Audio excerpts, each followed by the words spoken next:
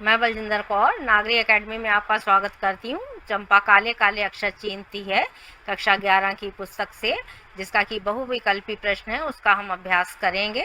जिन लोगों ने चैनल को सब्सक्राइब नहीं किया है वे कृपया चैनल को सब्सक्राइब कर लें। चंपा काले काले अक्षर नहीं चीनती पाठ के देखिए कवि कौन है। तो प्रेमचंद, राम नरेश त्रिपाठी, त्रिलोचन और दुष्यंत। तो पाठ किसका लिखा हुआ है, कवि कौन है, त्रिलोचन है। और नंबर 2 है चंपा किस कक्षा तक पढ़ी हुई थी। तो बात की गई है कि आप देख रहे हैं कि चंपा पढ़ी लिखी नहीं थी। और पाठ का शीर्षक भी अक्षर नहीं चीनती से ही आपको ज्ञात हो जाता है। तो शिक्षित, अशिक्षित, स्नातक, अर्ध शिक्षित क्या थी, तो वो अशिक्षित है। इसीलिए जो है कवि जो है उसको जो है कहते हैं पढ़ने के लिए। तो ये पाठ में आपने पढ़ा है। प्रश्न नंबर 3 है कवि को पढ़ता हुआ देखकर चंपा कैसे सुना करती थी। आप देखते हैं कि वो चुपचाप वहां पर रहती है। क्या है, तो शोर करके, बोलकर, गुनगुनाते हुए क्या है, तो चुपचाप वो उनकी बातें सुना करती थी कि क्या कवि बोल रहे हैं। और चंपा किसकी बेटी है, आप देख रहे हैं, मोहन की, सोहन की, सुंदर की, इंद्र की। तो सुंदर की पुत्री थी, नाम आया है उसमें, तो सुंदर की बेटी है वो। तो सुंदर की बेटी आप लिख सकते हैं, सुंदर की। प्रश्न नंबर 5 है चंपा के पिता क्या काम करते थे या करते हैं। तो मजदूरी, किसान, दुकान और ग्वाला। तो वे ग्वाले का काम करते थे। दूध बेचने का काम करते हैं, गाय भैंस चराने का काम करते हैं, रखने का, तो ग्वाला शब्द आया है। नंबर 6 है चंपा कवि का क्या छिपा देती थी।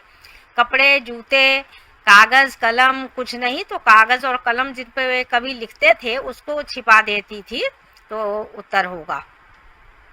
प्रश्न नंबर 7 है कवि ने पढ़ाई करने के लिए किसकी इच्छा बताई है। तो आप देख रहे हैं कि पाठ में जो नाम आया है, गांधी जी ये चाहते थे कि सभी जो बच्चे हैं वो हमारे देश के वो पढ़े लिखे हों।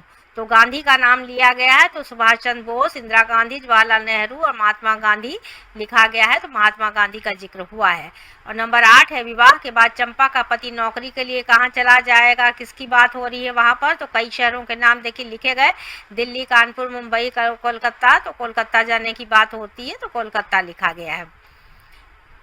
नंबर 9 चंपा जब कवि की बातें सुनती है तो चिन्हों से स्वर सुनकर उसे कैसा लगता है। उसे लगता है किताब में क्या लिखा हुआ है, पता तो उसको है नहीं, तो इसलिए वो क्या होती है, आश्चर्यचकित हो जाती। तो आश्चर्य होता उसे। तो 4 ऑप्शन दिए गए हैं, प्रसन्न, दुखी और संदेह और आश्चर्य जो है। कभी क्या गायब देखकर परेशान होता है, कौन सी चीजें उनकी जो है वो हटा देती थी। आप देख रहे हैं कपड़े, कागज, घर का कुछ सामान, बर्तन इत्यादि। तो उनका जो कागज था जिसके ऊपर लिखते थे कवि, उसे वह हटा देती थी, गायब कर देती थी। नंबर 11 देखिए बालम शब्द से कवि का क्या तात्पर्य है। छात्र, पति, ससुर, पिता। तो बालम शब्द जो है पति के लिए आता है। और चंपा का स्वभाव कैसा है, 12 नंबर है, सीधा, चंचल, लोभी होना चाहिए, लोधी लिख गया सॉरी, और गंभीर। तो वे चंचल स्वभाव की है थोड़ी, इसलिए चंचल होगा।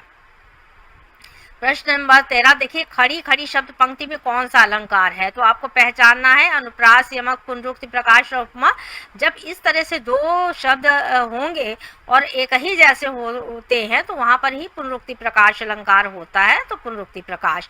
विवाह के पश्चात किसे हमेशा अपने साथ रखने की बात करती, क्योंकि वो पढ़ी लिखी नहीं है। कवि चाहता है कि वो पढ़े लिखे, कि कवि को चिट्ठी ये बताना चाहते हैं कि पति को तुम चिट्ठी कैसे लिखोगी।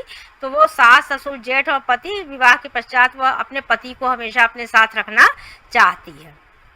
नंबर 15 देखिए चौपाया शब्द से क्या तात्पर्य है। चौपाया कहते हैं 4 पैर वाले को। चारपाई, 4 पैसा, 4 पैर वाला और चरवाहा लिखा गया है।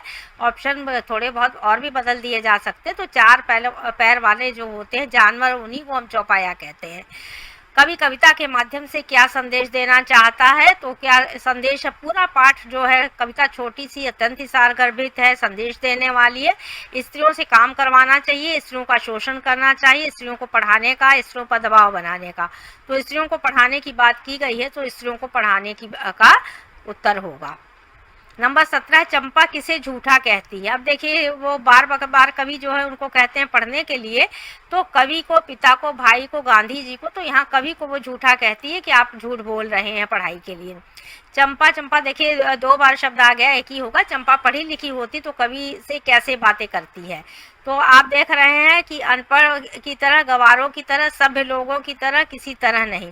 तो यहाँ पर होगा, अगर पढ़ी लिखी होती तो सभ्य लोगों की तरह बात करती, सभी लोगों की तरह नहीं, सभ्य लोगों की तरह होगा।